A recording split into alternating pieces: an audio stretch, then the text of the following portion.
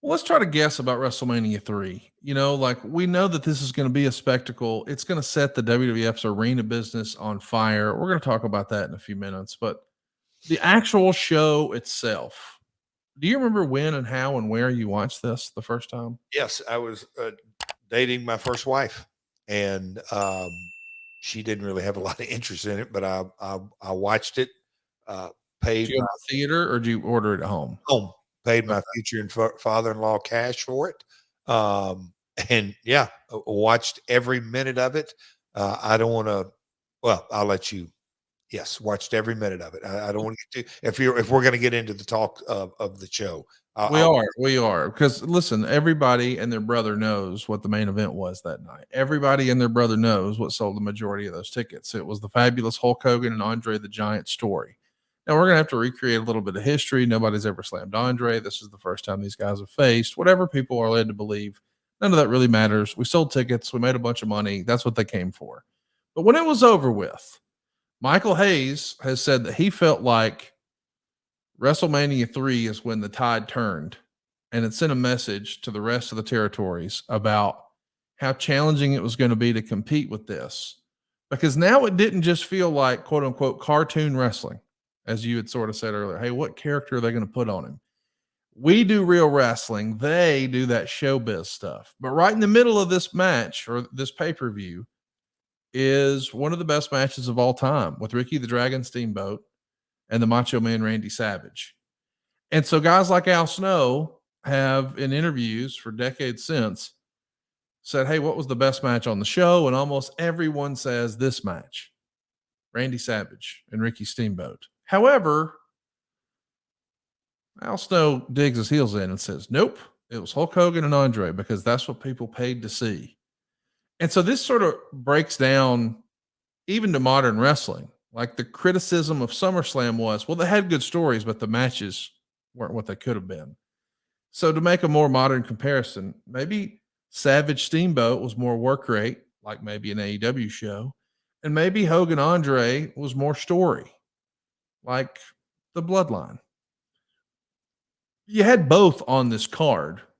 When that show was over, I know what a big fan of Randy Savage you are, but what did you feel like would have a bigger impact on the business? Because Michael Hayes had said this show proved they can do what we do just as well or better with a hard hitting, badass in ring performance, like what we saw with Steamboat and Savage. But they've also got the kids and the story and the showbiz with Hogan and Andre. Did you feel similarly as a young buck in the wrestling business? What'd you think? can because on the research and can you read?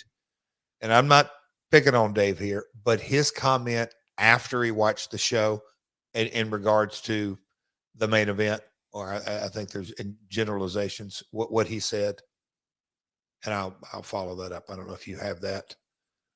I'm not really sure what you're alluding to, so hit me with it. He says something to he was soured on the main event.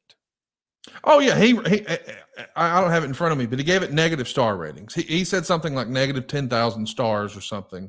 I mean, that's when people first learned. He represents the voice of a small audience. Well, and I don't want to, context is king. So I didn't know what size audience he. I don't know what his audience is today or then all this, but had I read He's that, much bigger now. I mean, again, we talked about how you had to communicate back then. We couldn't just pull up his Twitter feed or get on his paywall. None of that existed. You had to go at my house in Gunnersville, Alabama. I had to go check the doggone mailbox on a Monday and yeah, hope it made it all the way from California. And we'd be reading about things that at that time happened weeks ago, weeks or ago, yeah. maybe so. It's just a whole new world. But reason I'm saying that is just maybe reading that because when I watched it, Conrad, and I'm in the middle of working with Pat Tanaka and Billy Travis and coming off working with Akio Sato and watching Lawler and Rich and Idol and all this, Conrad, down to King Kong Bundy or Hillbilly Jim or the golf or not the golf cart, the whatever they drove back and forth to the ring and Heenan, from top to bottom, watching that show, I can say that it had affected me that, okay, this is exactly what professional wrestling is. It is a spectacle. And I loved at the time, I loved the Hogan Andre match for completely different reasons that I love Steamboat Savage. And I like the showbiz part of it. And again, hearing the Jarrett, Jerry Lawler learning tree, hey, you've got to have a little bit of everything, because if you have the same exact matches 6 in a row or 7 in a row or 8 in a row, it's a boring show, because they've already seen exactly, by the 8th match what you gave them in the first match. So the diversity of it. And when I watched that, I said, okay, it clicks. This was as diverse as you possibly could, with the singers and the national anthem and the America the Beautiful or whatever they put on, and just the whole spectacle of it all. And me absolutely knowing full well, yeah, I've watched Andre in Japan or this and that, but the storyline and how emotional this man's never been slammed and all, just caught up in all of it. I loved it, and I'm born in the business, but on year 2, if you will, or about to start year 2. That was something that everything, I don't say everything, but I walked, when that show was over, I was just like, wow. And in my gut, I didn't say at the time because it's a family business, that's what I want to be a part of. I love this business. That was a part of my fandom. I should get it clear and straight for the record. I was sort of tongue in cheek, but Dave gave Savage and Steamboat 4.5 stars, and he gave Hogan Andre -4 stars. Legit. So, yeah. Mm-hmm.